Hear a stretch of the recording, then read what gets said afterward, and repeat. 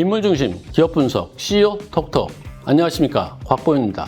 오늘 시간은 지난 시간에 예고한 것처럼 김남구 한국투자금융그룹 회장이 한국투자금융그룹의 사업들을 어떻게 확장시켜서 그룹을 성장시켰는지, 그리고 경영진 선발의 독특한 성공관을 가지고 있는데 어떻게 인재 확충에 나섰는지, 이런 이야기들을 해보도록 하겠습니다.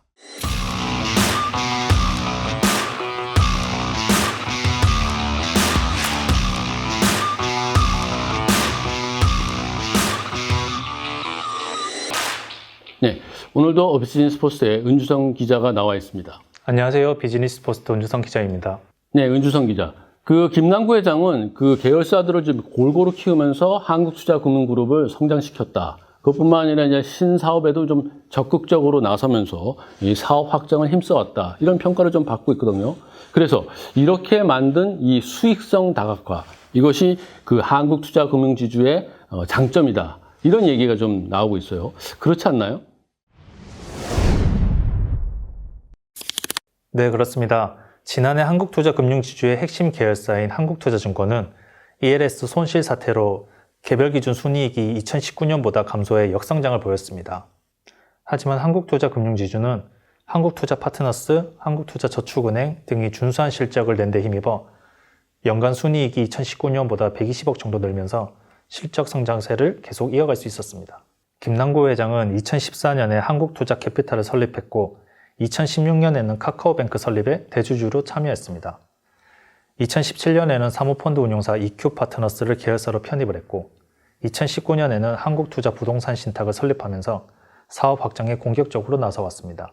EQ파트너스는 한국투자 프라이빗 에쿼티로 회사 이름을 변경한 뒤에 지난해 순이익이 144% 급증하면서 한국투자금융그룹 실적에 힘을 보태기도 했습니다. 그렇군요. 한쪽이 좀 좋지 않지만 다른 계열사들이 준수한 실적을 내서 전체적으로 좋은 평가가 나오고 있으면은 이 계열사들의 책임을 맡고 있는 이 CEO들, 이 책임이 굉장히 무거울 것 같아요. 그래서 김남구 회장이 이 계열사 CEO들을 어떻게 관리하고 있는지, 리더십을 어떻게 이끌고 갈까, 이게 굉장히 궁금하거든요. 김남구 회장은 인수합병 등이나 이제 특별한 사안이 아니면 계열사 대표의 역량을 믿고 경영을 전적으로 맡긴 뒤에서 묵묵히 지원하는 경영 방식을 보여주고 있습니다. 김남구 회장은 한국투자신탁증권을 인수한 뒤에 홍성일 당시 한국투자신탁증권 사장에게 통합 절차를 모두 믿고 맡기면서 신뢰를 보냈습니다. 카카오뱅크 설립 당시에는 이용우, 윤호영 카카오뱅크 두 대표이사에게 모든 권한을 일임하면서 힘을 실어준 것으로 전해졌습니다. 다만 김남구 회장은 겉으로 드러나지 않음에도 뒤에서 관련 사안들을 꼼꼼하게 챙기고 확인하면서 지원하는 것으로 전해졌습니다. 그 이야기를 들으니까 김남구 회장이 아버지를 닮지 않았나 이런 생각이 들어요. 김남구 회장의 부친인 김재철 동원그룹 명예회장도 신뢰 경영을 하는 경영인으로 평가를 받아왔습니다. 김재철 회장이 직원이나 또 우리 전문 경영을 뽑을 때 이런 얘기를 했다고 합니다. 일단 쓰면 믿고, 그리고 못 믿으면 쓰지 말아야 된다. 이런 경영 철학을 갖고 있다고 하는데, 아마도 이제 김남구 회장도 아버지인 김재철 명예회장의 그 영향을 받은 게 아니냐, 이렇게 볼 수 있겠네요. 그렇습니다. 김남구 회장은 기용한 사람은 신뢰하면서 전폭적으로 이제 지원해주는 그런 리더십을 펼치고 있습니다. 유상호 한국투자증권 부회장을 당시 동원중공원으로 데려오기 위해서 후임자 없이 지속적으로 요청을 보내서 9개월여 만에 이제 영입을 하는 데 성공하기도 했습니다. 이후 유상호 부회장은 김남구 회장의 신뢰 아래 무려 12년 동안이나 한국투자증권 대표이사로 근무했습니다. 또 김남구 회장은 김석진 한국투자금융지주 전무를 데려오는 과정에서 금융감독원 뉴욕사무소에서 일하던 김석진 팀장을 직접 찾아가는 노력 끝에 영입하기도 했습니다. 그렇군요. 정말 김남구 회장은 신뢰 경영이라는 기조에서 계열사 CEO들의 독립 경영을 좀 보장을 하고 이러면서 전체적인 장기 성장을 이끌어내는 이런 경영에 성공했다. 이런 평가를 좀 받습니다. 그리고 또 김남구 회장은 인재에 굉장히 욕심이 많다. 이런 평가가 좀 나오거든요.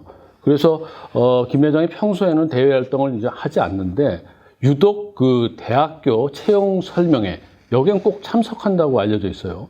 그만큼 인재를 중시하는 이런 게 반영된 게 아닌가 이런 생각이 들어요. 김남구 회장은 2003년부터 2020년까지 18년 연속으로 한국투자증권의 대학가 채용 설명회를 직접 챙기고 있습니다. 지난해에는 코로나19로 유튜브 채널을 통해 온라인 채용 설명회를 열고 이제 학생들과 소통에 나섰습니다. 이 자리에서 김남구 회장은 회사가 가장 중요시하는 자산이 무엇이냐라고 묻는 질문에 무엇보다 사람이 중요하다라고 대답했습니다. 또 김남구 회장은 채용 면접도 직접 참석하고 있습니다. 김남구 회장은 모든 임직원이 참석한 전체 계열사 행사에서 여러분들은 내가 직접 보고 뽑은 사람들이니 자부심을 품어도 된다라고 말하기도 했습니다.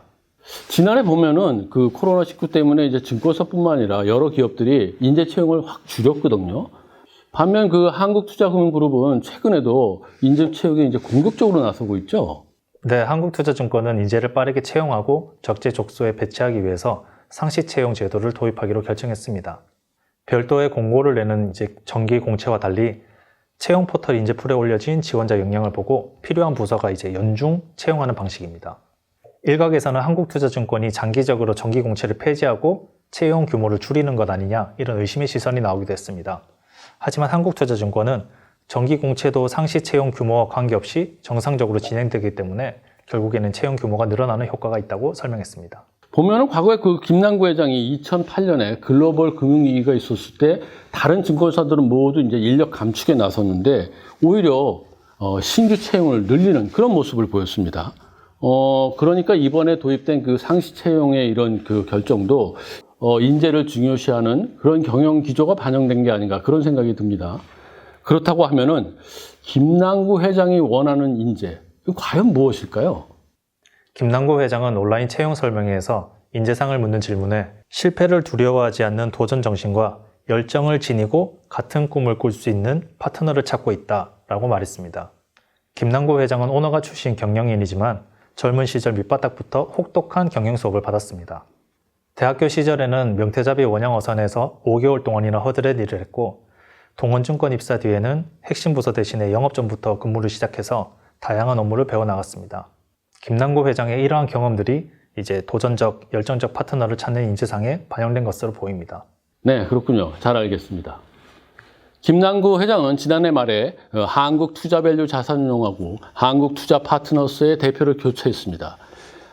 한국투자밸류 자산운용은 3년 만에 이제 대표가 바뀌었고, 그리고 한국투자파트너스는 무려 12년 만에 교체가 됐습니다. 정말 믿고 맡기는 신뢰 경영의 모습을 계속 이어가고 있다, 이렇게 볼 수 있을 것 같습니다. 앞으로 김남구 회장의 신뢰 경영이라는 리더십, 그리고 이 리더십에 계열사 CEO들이 어떻게 화답해 나갈지, 그리고 앞으로 그 한국투자금융그룹이 어느 방향으로 성장해 나갈지, 이런 것들을 저희들이 쭉 지켜보도록 하겠습니다. CEO 톡톡 김남구 한국투자금융그룹 회장 이야기 이것으로 마무리하겠습니다. 여러분 끝까지 시청해 주셔서 대단히 감사합니다.